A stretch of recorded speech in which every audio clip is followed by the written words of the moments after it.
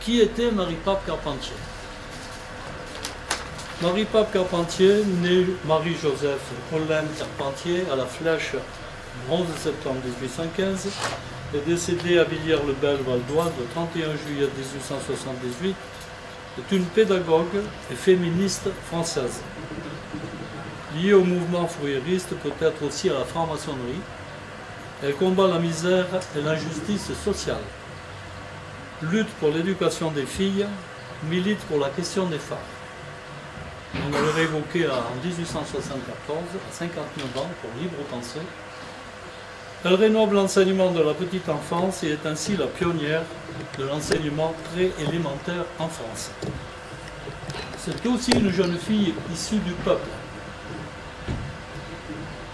Marie-Pape Carpentier, et on l'a vu, est née en 1815 à La Flèche.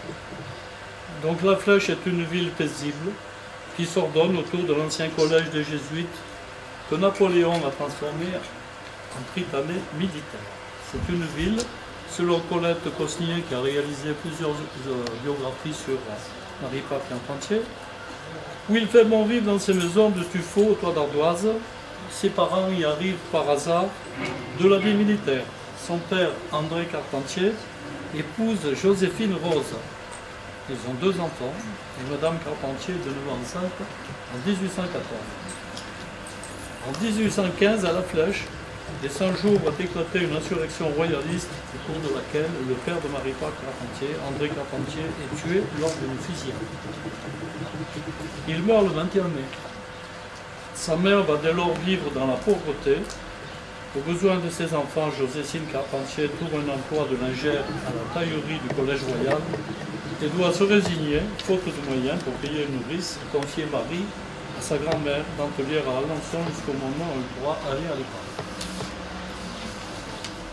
Marie revient à La Flèche à l'âge de 4 ans.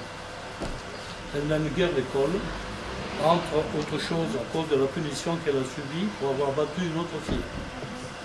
Elle fut humiliée et ne comprit pas la sentence qui lui a été infligée. Elle dut porter la robe de pénitence. À 11 ans, Marie quitte l'école pour aider sa mère dans des travaux de couture.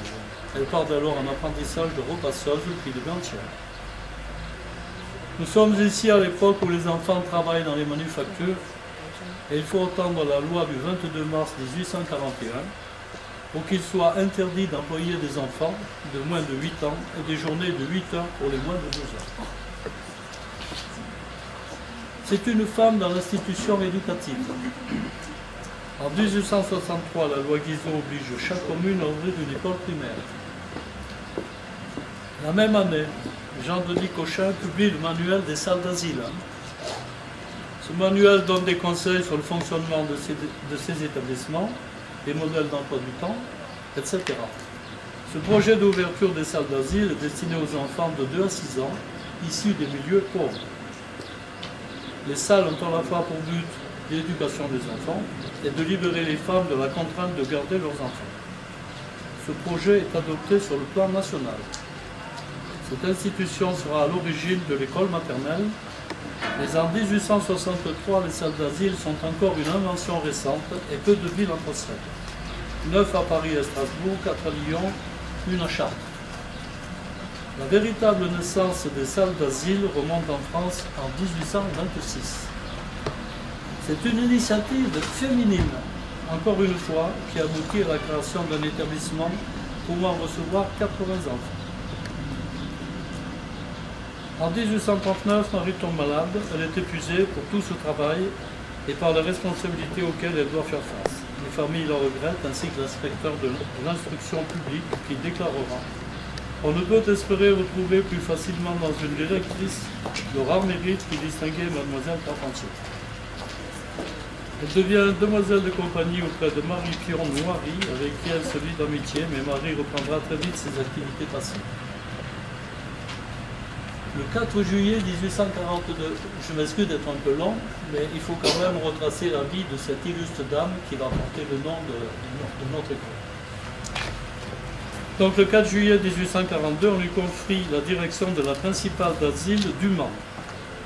Mais Marie n'aime pas la façon dont ces salles sont dirigées. Il n'apprécie pas la méthode prônée par le manuel des salles d'asile, qui à l'époque, rappelons-le, était basé sur l'enseignement religieux, avant tout,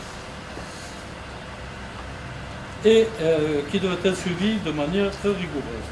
Selon elle, la méthode, c'est la lettre morte.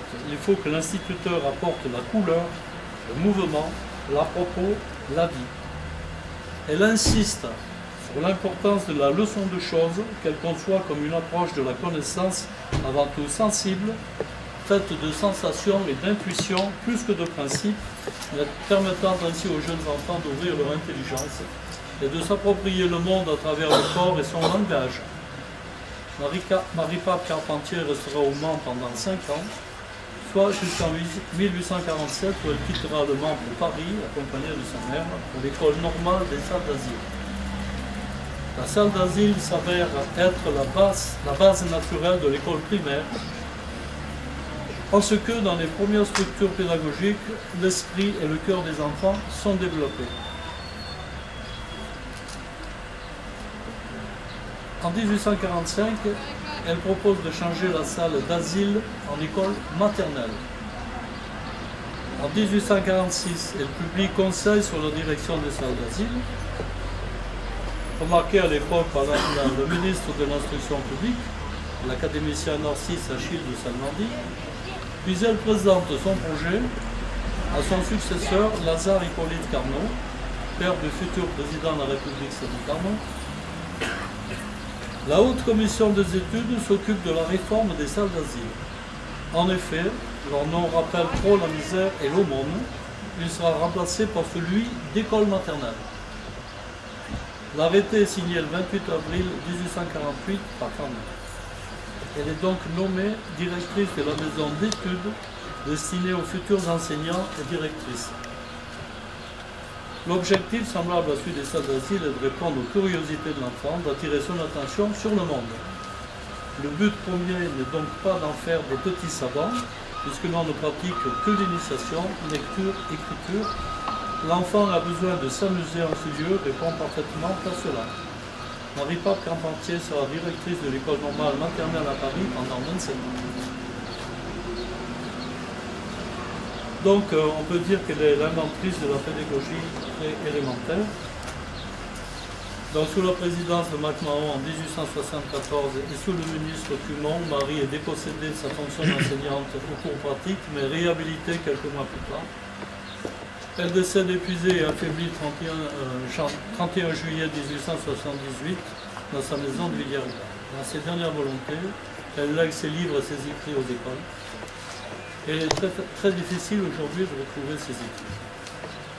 Donc, selon Colette Cosnier, qui est quand même une personne qui s'est penchée sur la vie de Marie-Pape Carpentier, nous dit, dans ses premiers écrits, la sincérité de l'inspiration compense la maladresse de l'expression et on voit les premiers pas encore chancelants d'une poète.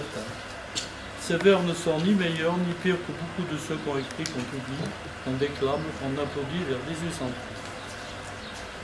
La question que beaucoup se posent, c'est comment, alors qu'elle a quitté l'école à 11 ans, en sachant uniquement lire, écrire et compter, elle a pu acquérir ce goût et ce savoir. Marie-Pape Carpentier rejoint dans ses écrits les romantiques.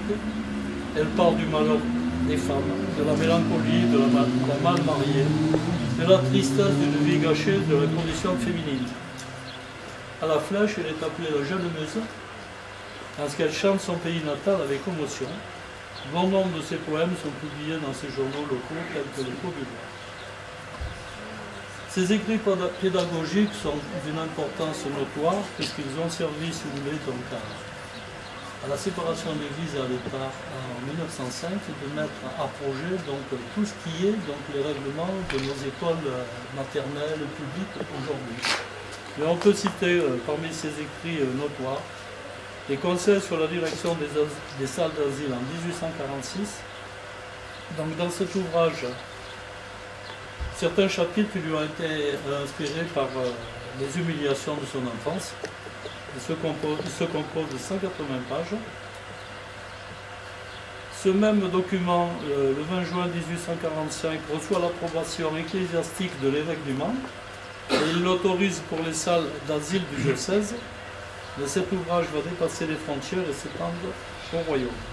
À partir du 19 juin 1846, il est autorisé dans les écoles et salles d'asile, et avec ses conseils, Marie sera couronnée par l'Académie française et par la Société d'enseignement élémentaire.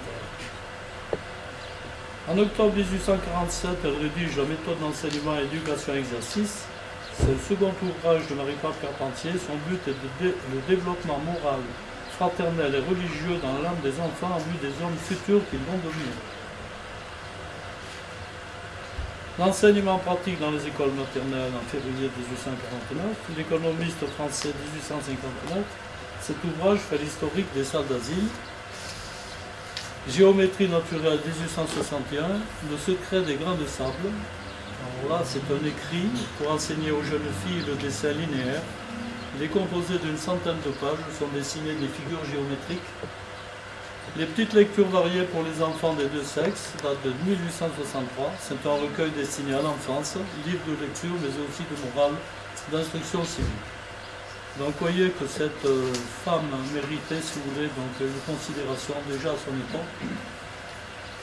Et malheureusement, notre société actuelle a très peu honoré les femmes. Certes, cela change aujourd'hui et c'est tant mieux. Au XIXe siècle, c'était encore plus rare. Donc je pense que Marie-Pape Carpentier était une pionnière. Elle mérite bien que notre école porte son nom. Donc je dirais simplement pour conclure, en m'excusant d'avoir été un peu long, longue vie à l'école Marie-Pape Carpentier. Je vous remercie.